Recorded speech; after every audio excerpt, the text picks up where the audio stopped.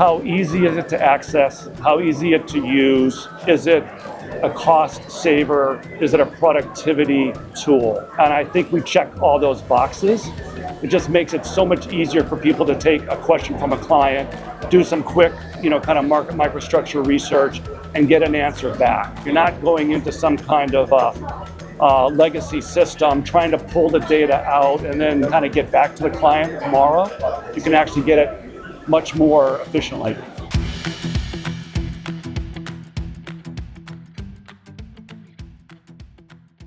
For the VCs, obviously, they're putting in really initial money. They want to see kind of the annual run rate, what that kind of multiple can generate. They might have a shorter term time horizon, and then there's strategic investors, and they bring something a little bit different to the table. So you may have seen a recent announcement that Optiver, a Chicago trading company, made an investment in us, and Optiver became a client before they invested in us. So that's the kind of credibility in the marketplace that we think is super important. And all of our other strategic investors, FactSet, NASDAQ Ventures, and IQ Capital, they all upped along with them. We think about things, the targeted market size, what kind of impact we're having with key client segments. And as long as those are firing on all cylinders, we're pretty happy. How does BMLL's Level 3 limit order book data give a competitive edge? We're not real time, we are historical.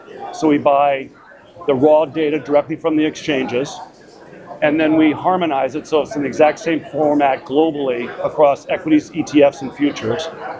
And what that allows our clients to do that may be low latency, or they may be even a medium frequency, is to examine on an order by order basis what's happening to the order book. And why that becomes important is they're concerned about what's the stability of the quote, how often is that particular venue part of the best bidder offer. When they place that order on the book, what happens to it? They want to do back testing.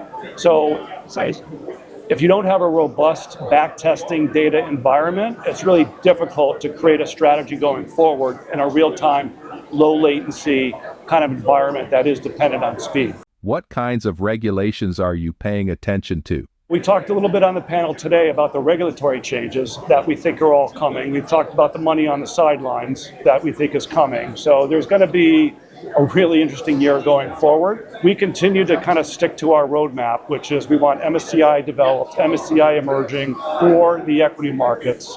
We're now 98% of the ADV. So equities is almost fully baked.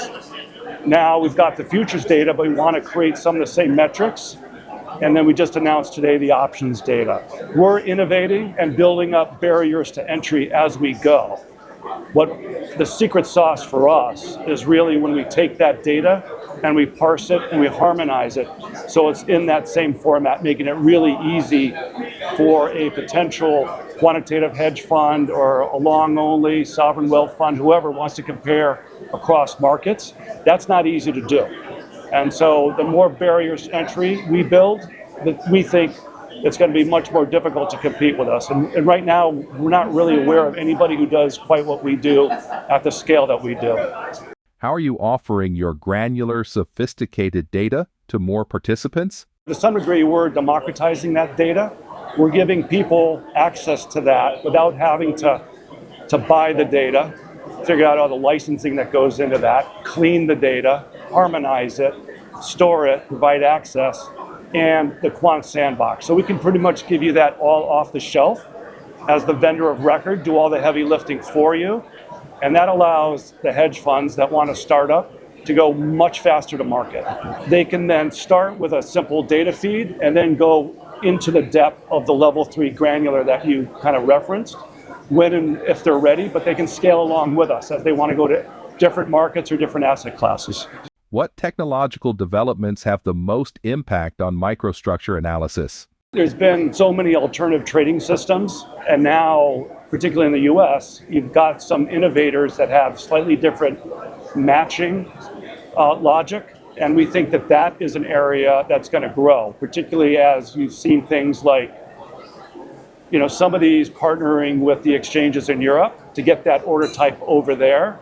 And people want to understand how it really works. What kind of additional liquidity is it providing? What are the markouts? And as a neutral third-party market data provider, we end up being a lot of the credibility that goes into these analysis. So we don't necessarily have to be the one that's taking advantage of the technology, but we're partnering with those that are.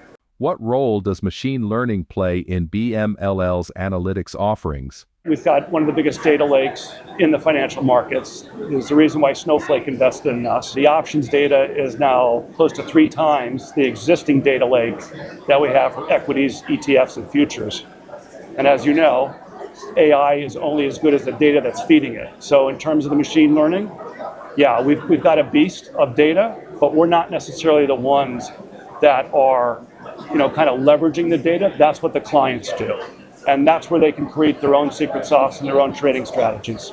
Is your data transparent to the users? We are not a black box. So we share everything that we have, how we do it. If there's any metrics that we've calculated, and there are approximately 450 equity metrics, we give you the exact formula for that. We'll tell you exactly how it's calculated.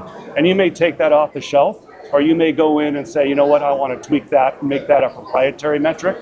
So we make it really easy for people to understand how often is a particular venue contributing the best bid or offer, how stable is that quote as we define it transparently, what is the depth of the book, et cetera, how much odd lots are trading between the NBBO and the US. These are all things that we can do very, very easily. What differentiates BMLL's offerings? The market had been dominated by the real-time players, and they charge a lot of money for it. And the licensing is expensive, I get that. But the historical storage of that was pretty much an afterthought. A lot of times it was exhaust. Once you get into your back testing and you start to see gaps in the data, spikes in the data, that becomes problematic. And as we are historical market data specialists, we make sure that the data is pristine. We keep that raw data, and then we build on top of it. And by doing that, as opposed to going top down, our clients are telling us that our quality of data is superior. And so the metrics can be reliable, repeatable, and something that can go into the alpha generating process. What are your goals for 2025? We're still building out some of our equity markets in Asia.